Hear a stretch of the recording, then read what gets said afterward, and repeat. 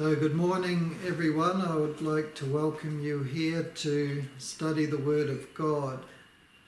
This morning we're going to continue in our Gospel series, and this will be number 7, but this one's not going to be from Romans particularly, although we probably go into Romans as well. But we're going to start in Galatians chapter 3 verse 16. And we want to see Christ as the seed that we need. So we'll put this on the board. Christ is our seed, or is to be our seed. And this brings us to a distinction between different seeds. So we have Adam's seed mentioned in the scriptures. We also have Abraham's seed. But maybe we won't put that on the board. I want to make a distinction between Adam's seed and Christ's seed today. So let's read from Galatians chapter 3 verse 16. Now to Abraham and his seed. Maybe we should put Abraham on the board too.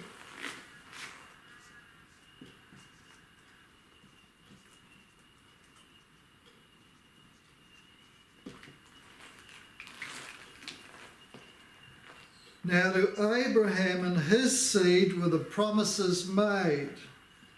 He saith not, and to seeds as of many, but as of one, and to thy seed, which is Christ. So Paul was talking to the Galatians in particular in this writing, not to the Jews. And so he said that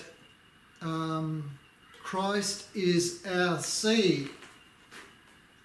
And he talks about Abraham's seed, and in other places we read about Adam as a seed too. Now our seed is Christ if we're a Christian. But we want to see the process in which we have Christ as our seed, because this is very interesting, the whole concept of Christ being our seed. And we want to see that this seed is a spiritual seed initially. There's all sorts of seeds in the scriptures. And we have food seeds. We have the Word of God being in a sense a seed too. And then we have Jesus himself. Jesus Christ himself is a seed as well. So I'd like to go to Matthew now, chapter 7, verses 16 to 20. We want to see that there's a principle in having Christ as our seed rather than Abraham as our seed or Adam as our seed. And Abraham can symbolize two different seeds. We'll just bring this in at the moment while I mention Abraham. That can be the seed of Christ,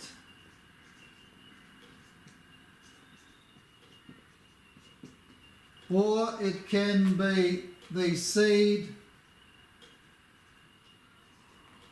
or the physical seed of the Jews. And we'll look at that a little bit later. So Abraham's seed can be the Christians, or they can be the Jewish nation. We can put it that way.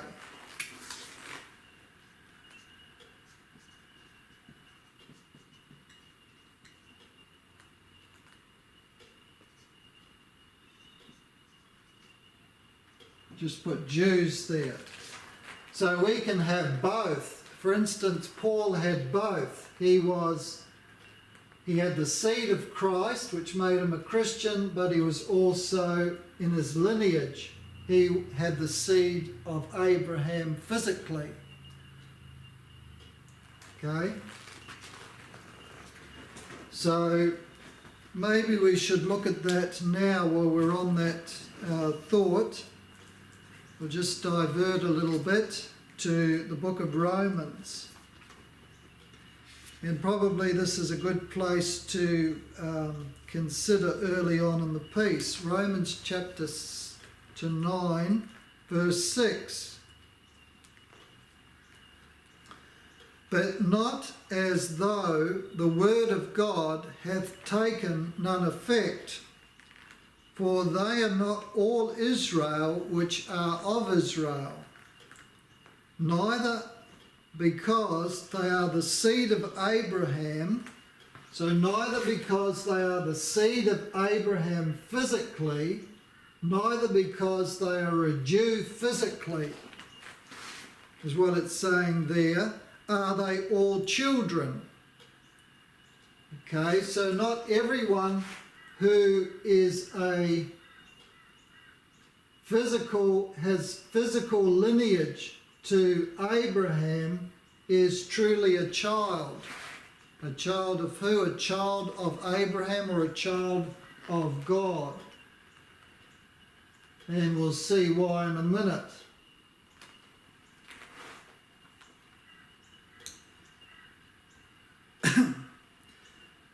But in Isaac shall thy seed be called. So Abraham had more than one lineage. He had the lineage through Ishmael and he had the lineage through Isaac. And the lineage through Isaac symbolized becoming a Christian, to follow God, and the lineage through Ishmael was not the lineage that God chose to bring the Messiah through.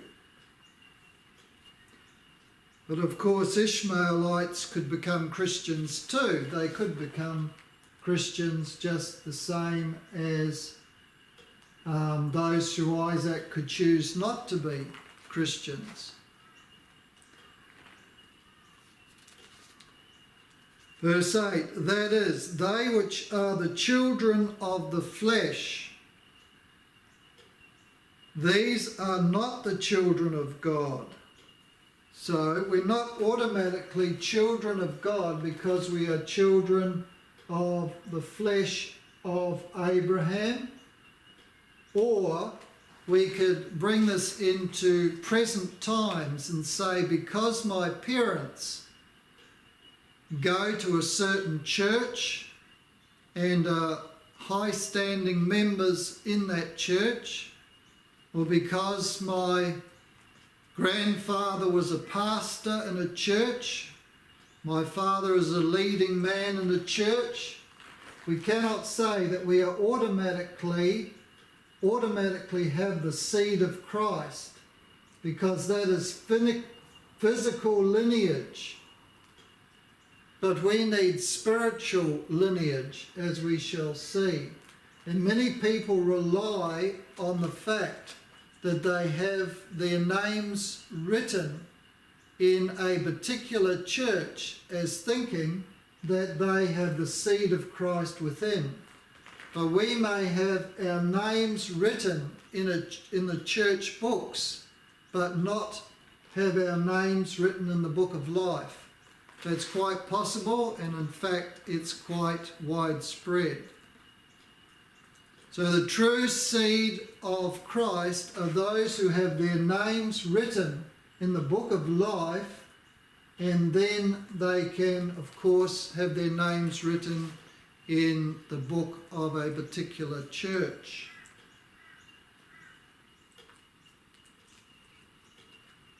So they which are the children of the flesh, these are not the children of Abraham, not the children of God. The same thing applies to Adam's seed. as we read from Romans chapter 5 in the first study, Adam's seed cannot get us into the kingdom of heaven. We need Christ's seed to get us into the kingdom.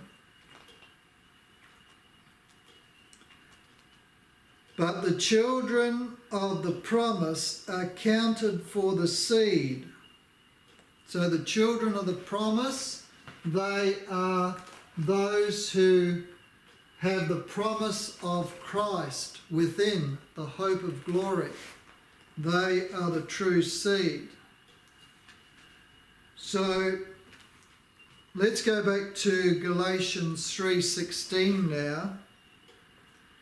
Now to Abraham and his seed were the promises made. He saith not unto seeds as of many, but as of one, and to thy seed which is Christ.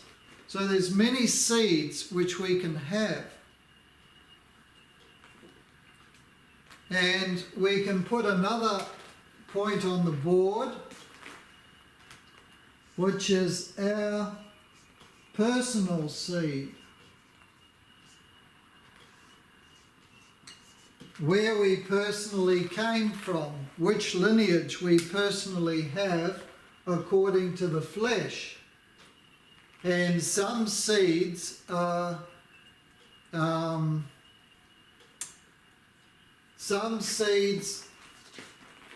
different to other seeds, and there are different characteristics in different families, in different nations, and different individuals. And some people have an hereditary which makes it more difficult for them to accept the seed of Christ than others. But everyone has a chance to accept the seed of Christ. That is the seed that will get us into heaven. We can't rely on Adam's seed.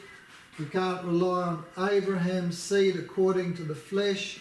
We can't rely on the church seed, that church was called at some time in the past to a calling, and I'm a member of that church, therefore I have Christ's seed. That doesn't work like that. We need Christ's seed individually. That is the point that we are making here. And this is so important that we understand this, because salvation comes from having the right seed.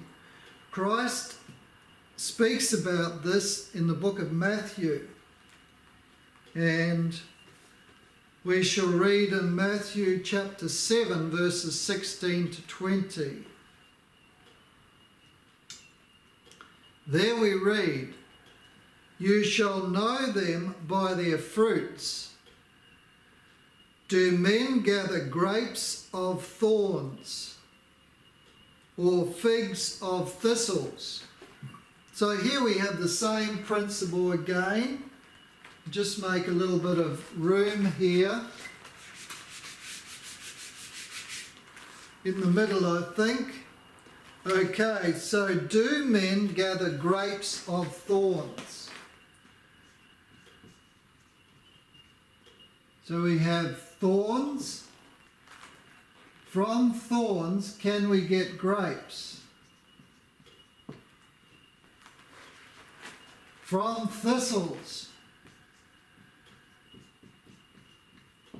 can we get figs? And the answer is obvious, that we need the right seed. And even though we take cuttings of figs to get figs normally, the origin of the fruit that we want to get has to be the correct origin. The seed has to be the right seed in the beginning to get the right result. So if we want grapes, at some point of time those grapes had to be a grape seed, even though we might be taking cuttings. The same with figs. at some point of time, those cuttings had to be a seed. So everything comes from a seed. And Jesus is saying you need the right seed to get the right results in your life. Let's go on and say what more read what more he has to say. Even so, in the same way, and this is so important that we understand this, even so, every good tree brings forth good fruit, but a corrupt tree bringeth forth evil fruit. A good tree cannot bring forth evil fruit, neither can a corrupt tree bring forth good fruit. Every tree that bringeth not forth good fruit is hewn down and cast into the fire. So it's true in nature, we would say, that even if we have the right tree, the fruit can be corrupted by insects, by fungus, by fire, by drought, and so forth.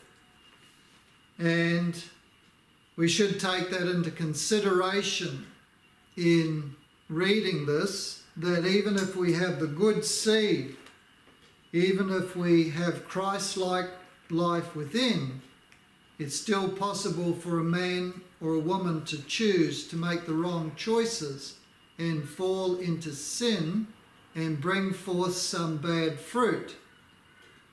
But the base of the tree, the base of the plant is still good. It's just the fruit has become corrupted because of wrong choices in the life. Let's read from Luke chapter 6 verse 43. For a good tree bringeth not forth corrupt fruit, neither doth a corrupt tree bring forth good fruit. So we have the same principle there too. If we want the right spiritual and mental and physical fruit in our lives, then we must begin with the right tree, the right seed. So let's go now to Matthew chapter 3 verse 10. Matthew chapter 3 verse 10. And here we see that John the Baptist spoke about the same principle when he preached the gospel back then. He said, and now also the axe is laid unto the root of the trees. Therefore every tree which bringeth not forth good fruit is hewn down and cast into the fire. So if the seed is a thorn bush, if the seed is a thistle bush,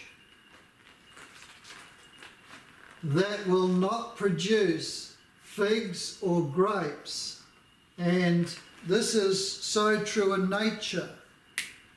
Let's illustrate it from the book of nature now on the board.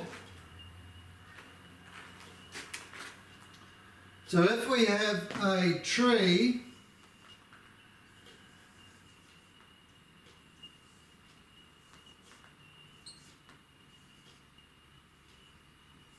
which is producing bad fruit, thorny fruit,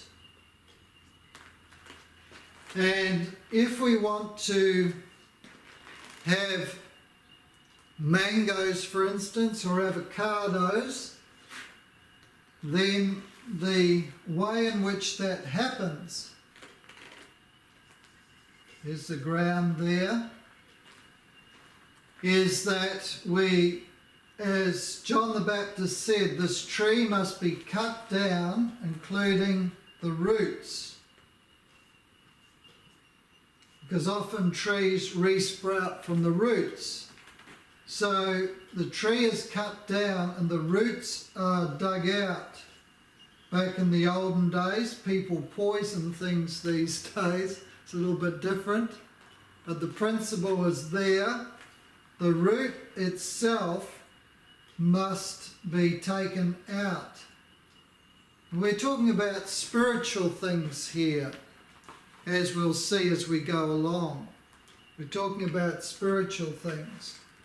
And the result of taking the tree out, as John the Baptist said, is that there will be a void or a hole where the tree has been taken out. And in its place, the soil is back there. In its place, we plant a seed. And a mango seed is quite big, or an avocado seed is quite big. But a mango seed basically looks like that. So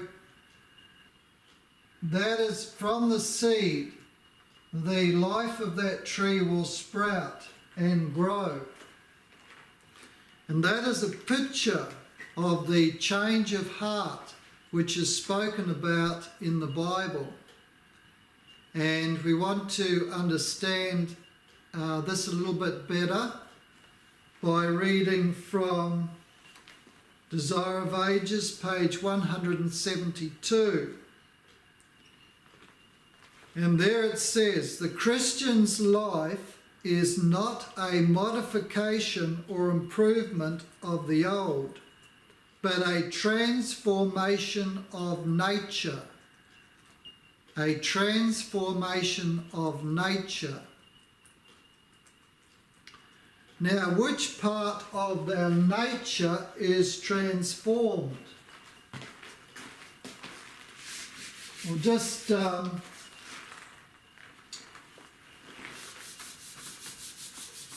have a look here.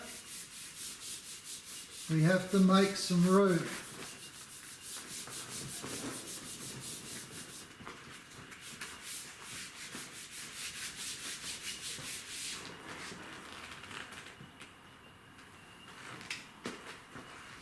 So we have spiritual,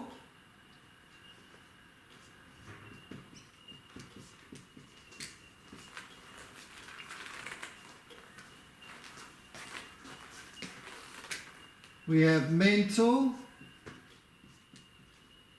and we have physical.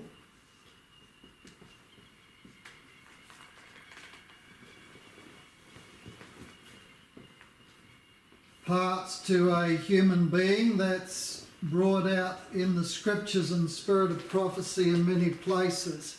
It makes that distinction between those. Now, is there a change in the physical? Not much. When we're born again, the physical stays the same.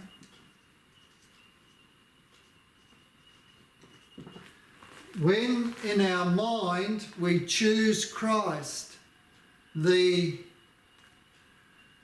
mental begins to change. We start to think in new channels. We want to change our lives. We want to be better people. So there are some changes taking place there in the mind, but that is not the change that we are talking about here. The change is particularly in the spiritual, and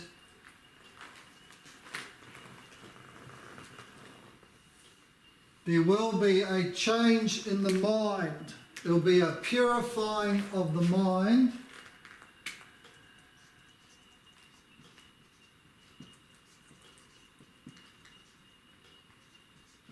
but that will follow the breaking of the power of sin in our lives, which is the rebirth.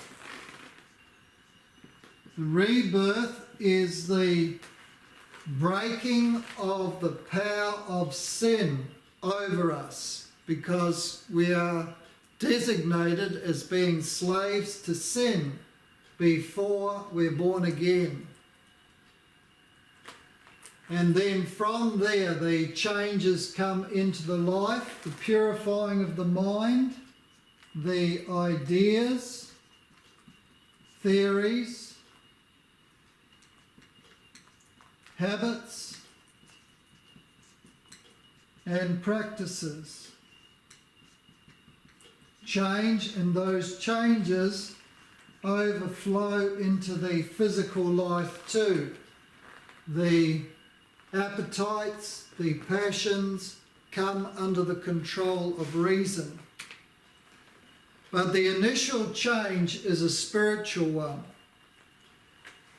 Let's go to where Jesus talks about the rebirth for a moment in John chapter 3.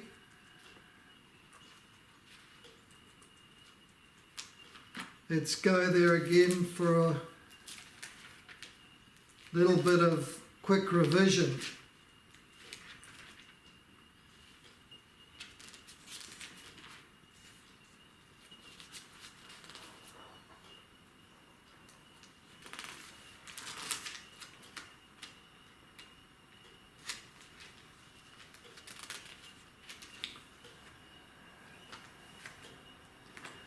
Okay,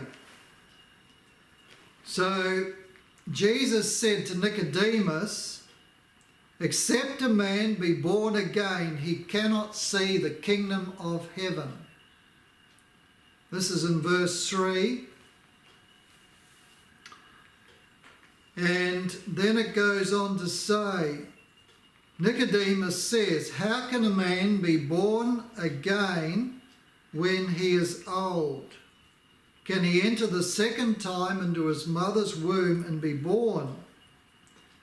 And Jesus said again, "Except a man be born of water and of the Spirit, he cannot enter into the kingdom of heaven." To be born of water is to have Christ's life in us. To be born of the Spirit is to have the Holy Spirit in us. Now, how does Christ's life come into us? Through a seed. It's a second birth. Then Jesus goes on to say, "That which is born of the flesh is flesh, and that which is born of the Spirit is spirit. Marvel not that I said unto you, you must be born again."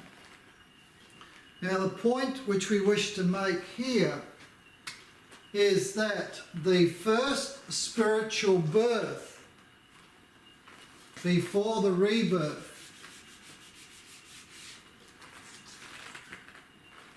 the first spiritual birth comes from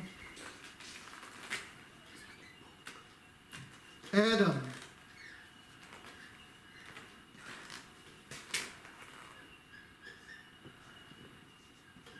Adam is our spiritual father. Because Adam sinned, he cannot give us what we need, spiritually speaking. Remember Romans chapter 5, verses 12 and onwards, that through Adam came sin, and sin came upon all men. We won't go back there. I suggest you go to the first study if you can't remember this. Through Adam came sin, through Adam came condemnation. And through Christ comes life, comes forgiveness, comes justification.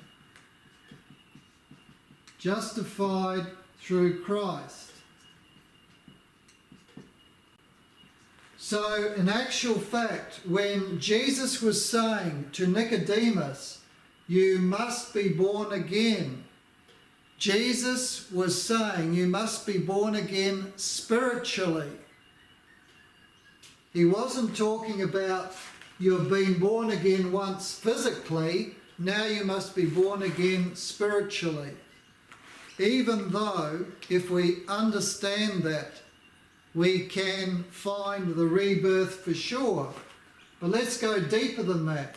We have a disposition in ourselves towards sin that comes from Adam. That's from Adam's seed. The same as the Jews had a disposition towards sin who came from Abraham's seed according to the flesh. Is that correct? It is correct because those Jews after the seed of Abraham after the flesh were the ones who crucified Christ to death. So did they have the true seed of Christ? No, they didn't. They had the seed of Adam after the fall. And that seed of Adam after the fall was a thistle or a thorn, spiritually speaking. It didn't produce the right fruit. That's why Jesus said to the Jews this saying that he made. We read it again. You shall know them by their fruits. Do men gather grapes of thorns or figs of thistles? Even so, every good tree bringeth forth good fruit, but a corrupt tree bringeth forth evil fruit. So Jesus said that to the Jews because they were plotting his life. He was trying to help them to accept him as the Messiah so that they could be saved from continuing to produce evil fruit in their lives.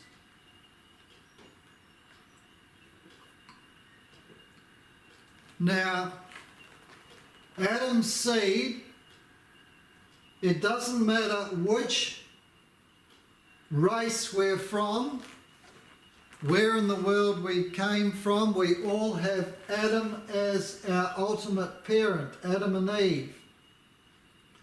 And Adam's seed is not sufficient to get us into the kingdom, even if we have our names written in a church book somewhere.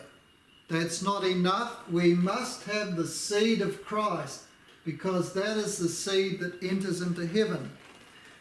Let's go now to verse 13 of John 3, where it says, And no man hath ascended up to heaven, but he that came down from heaven, even the Son of Man which is in heaven.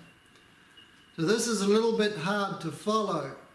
But putting it into my own words, I would say that it says that we can't go to heaven unless we have Christ's seed in us, unless we have Christ's life in us.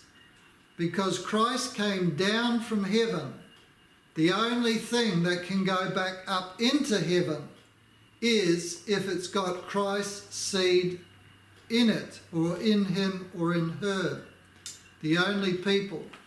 Now this spiritual change, which is in the rebirth, Jesus says that which is spiritual, and that which is physical is physical.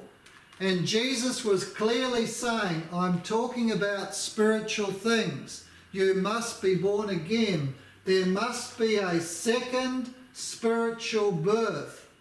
The first spiritual birth came when you were born.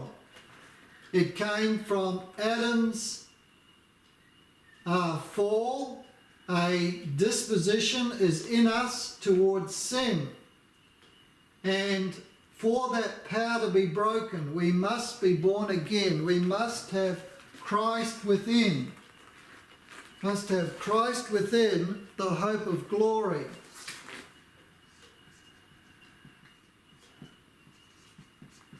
And we must personally ask Christ to take out the old stony heart and to put his life in us. Now this, coming back to our nature illustration, we come back to what John the Baptist said in Matthew 3 verse 10, that the axe must be laid at the root of the tree. So that is what we do in nature, isn't it? We take the old tree out. Now it's impossible for us to take the old spiritual tree out. It's absolutely impossible. It's Christ who takes that out for us. So Christ is our seed, but Christ is our redemption.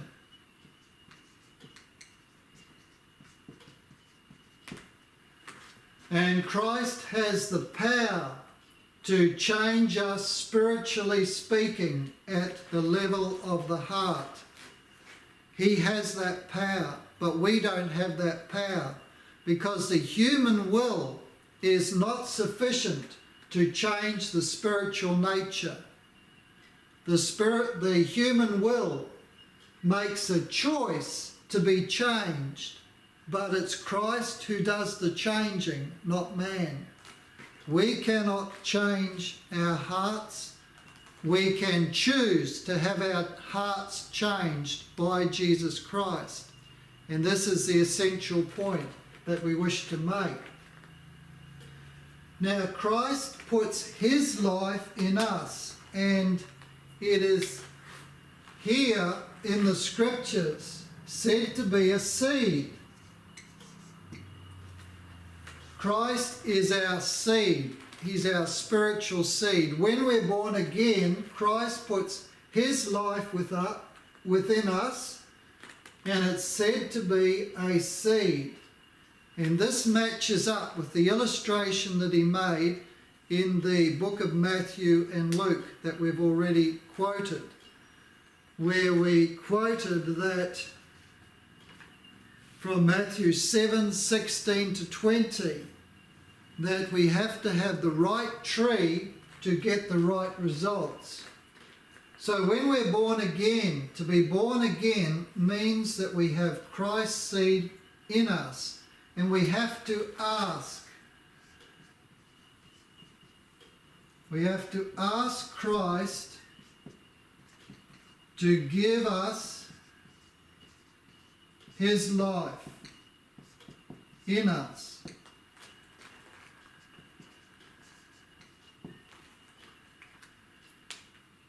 Okay, so this is the gospel in nature. We ask Christ to give us his life in us, to take out the old heart, the stony heart, or to take out the old tree and put in the new. Just going to make a bit of room here so I can add to this a little bit.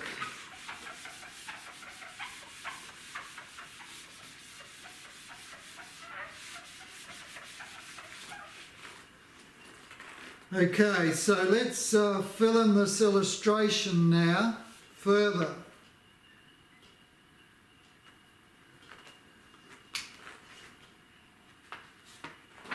When the seed is planted, we have various roles. Christ is the seed.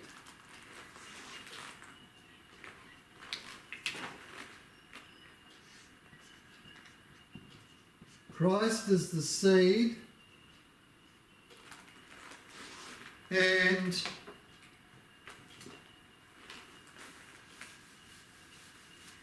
just clean this board a little bit more.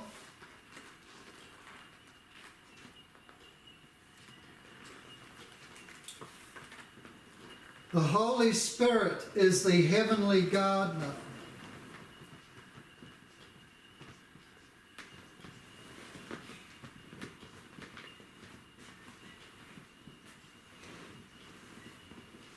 The Holy Spirit is the heavenly gardener. Now, when we have a good seed, we need a gardener who will nurture that seed.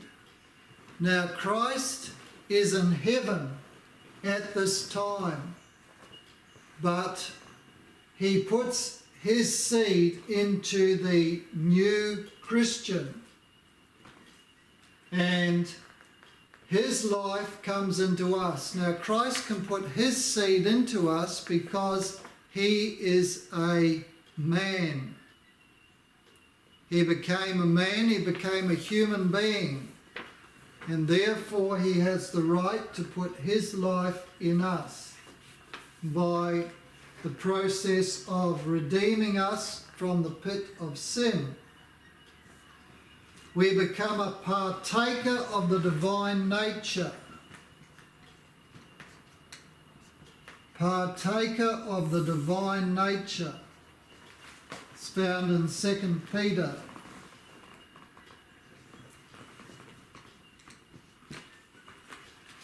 And we escape the corruptions of the world through becoming a partaker of the divine nature. So the Holy Spirit is the heavenly gardener.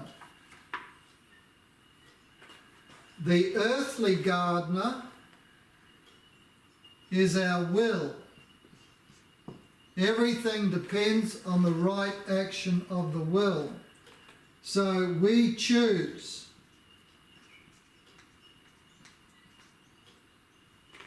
We have to continue to choose Christ. So the Holy Spirit's the heavenly gardener. The earthly gardener is our will. We choose. In our mind, we must choose the right pathway. We must choose God's way. And this is what puts the ability for the Holy Spirit and for God to work for us when we choose his way, when we don't grieve the Spirit, when we encourage the Spirit. The soil is the human nature. So we have soil here equals the human nature. Now let's come back over here. When we're born again, does our physical body change? No, it doesn't. So the physical is the soil. That's the human nature. But when does that physical nature change? When Christ comes. When Christ comes, our physical body becomes glorified. It becomes a changed body. And so we are delivered from our physical flesh then that we have now and receive our new body. But in the meantime, we're talking about on this earth, the soil equals the human nature. So when we had the old seed in there, then it produced bad results, bad things in our mind and in our body. But when the change comes from being a partaker of the divine nature, when we have Christ's seed within, then the same soil, the same human nature will become more fertile. It will become more lively, because we will have Christ within us cultivating our lives through the Holy Spirit. So the soil is the human nature. Any tree must be fed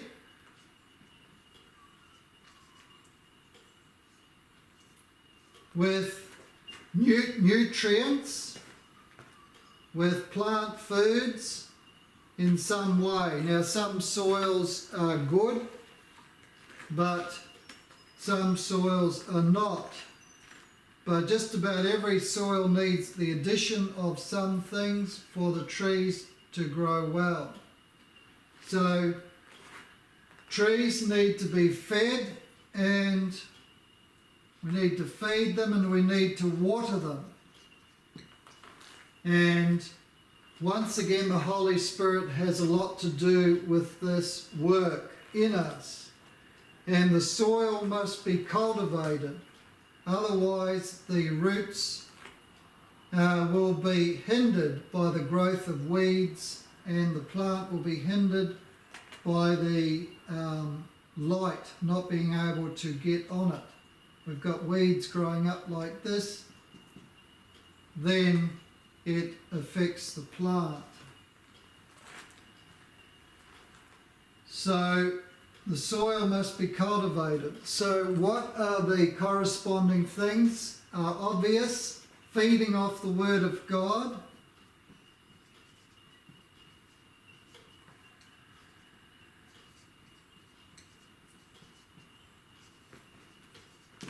and the rain, which is the Holy Spirit coming to us and stimulating our interest in spiritual things. And eventually a tree will grow and become bigger and bigger, and then it will produce its fruits.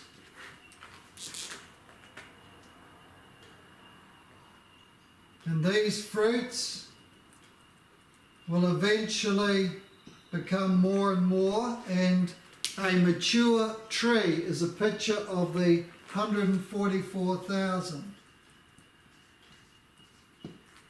who grow up into the full stature of men and women in Christ Jesus. Now, I'd like to make one more distinction before we close. And let's go to John chapter 5, verses 39 and 40.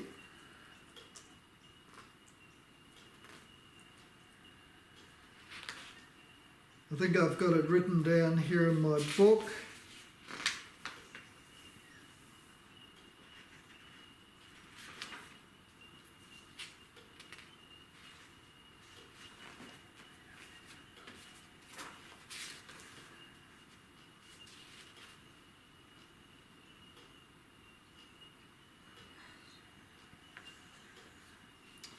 Yeah, here it is, John chapter 5, verses 39 to 40. Search the scriptures, for in them you think you have eternal life, and they are they which testify of me. And you will not come to me that you might have life. Now, the important thing which we want to get from this verse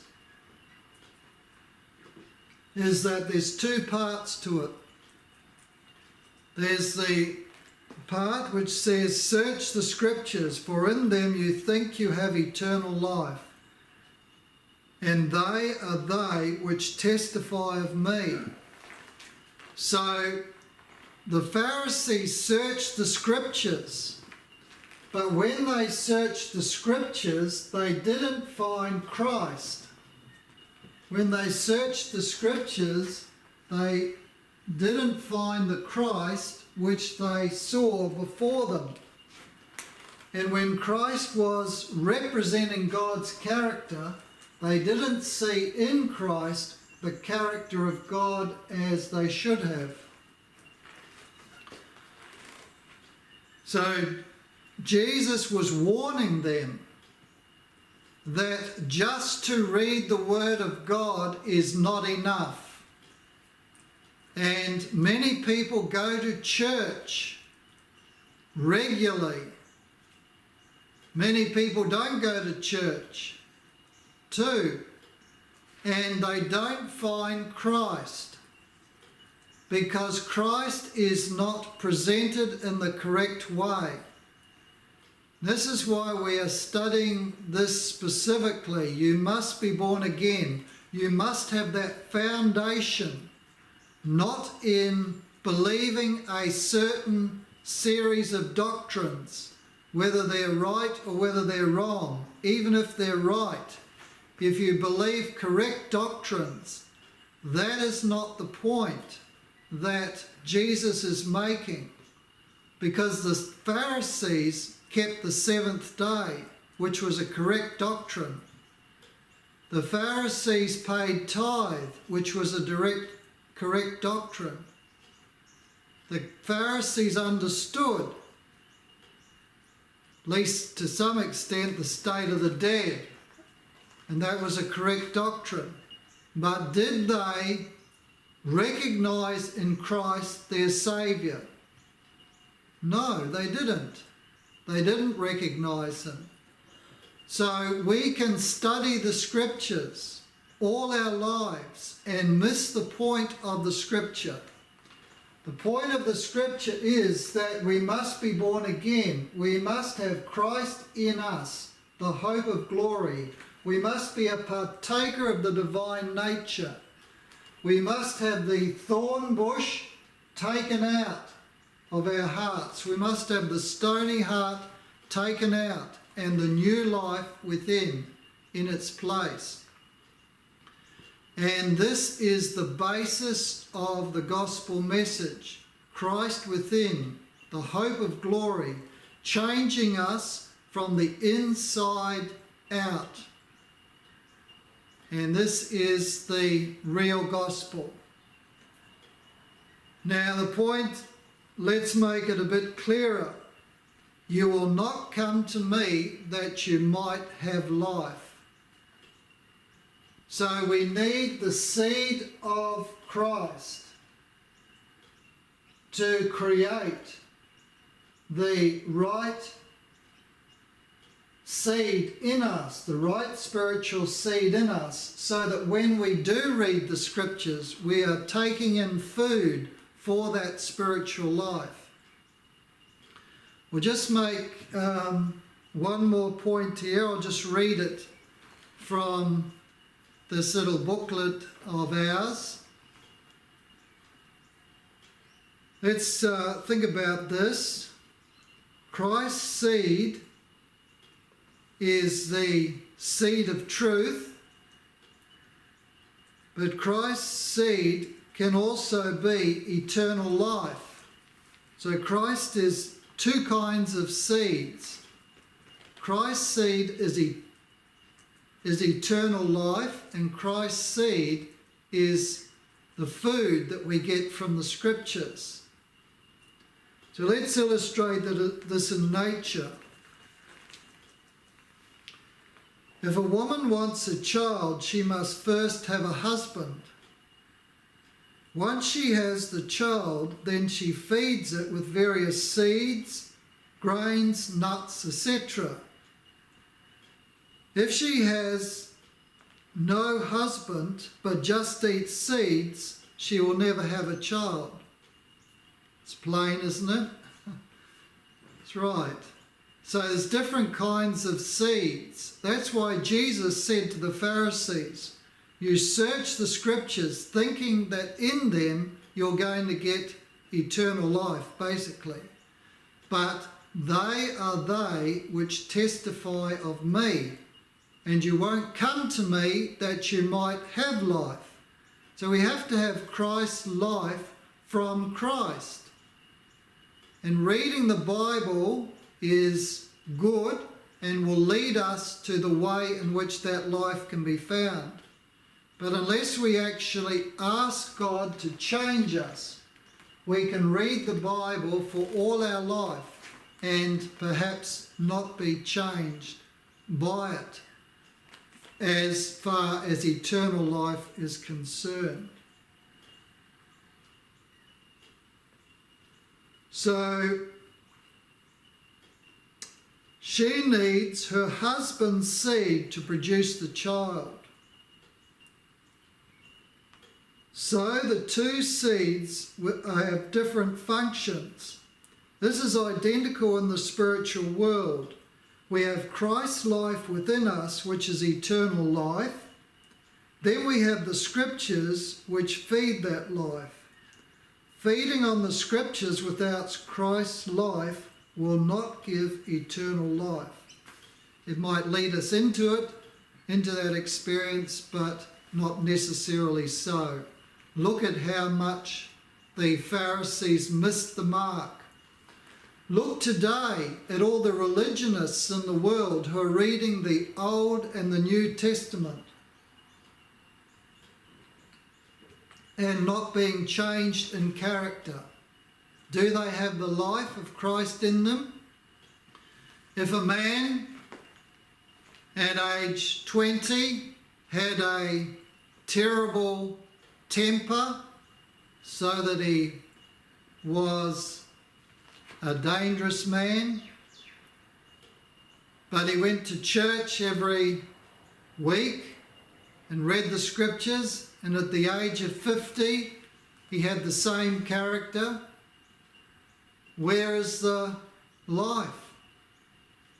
He hasn't got what he needed from that experience. If a person is in bondage to some other problem in his life and there's no actual change in the life over years and years and years for serious problems, then such people need to reflect on whether they have ever really been born again, whether they have ever really gone to Christ and had that new life given to them, to ask for it in faith, to believe that he's given it, and then to grow up into the life of Christ, to feed off the word, to grow up into that life, to maturity. That's what we should be looking for today. And my prayer is that everyone who is listening to this or watching it, that they will grow up into that eternal life. Don't be content to even just have the life of Christ. Then you need to work with Christ, with the Holy Spirit, to make that life really count, to make it count towards winning other souls, to make it count towards doing good, to making it count towards making the world a better place. So that's my prayer and my supplication this morning, in Jesus' name. Amen.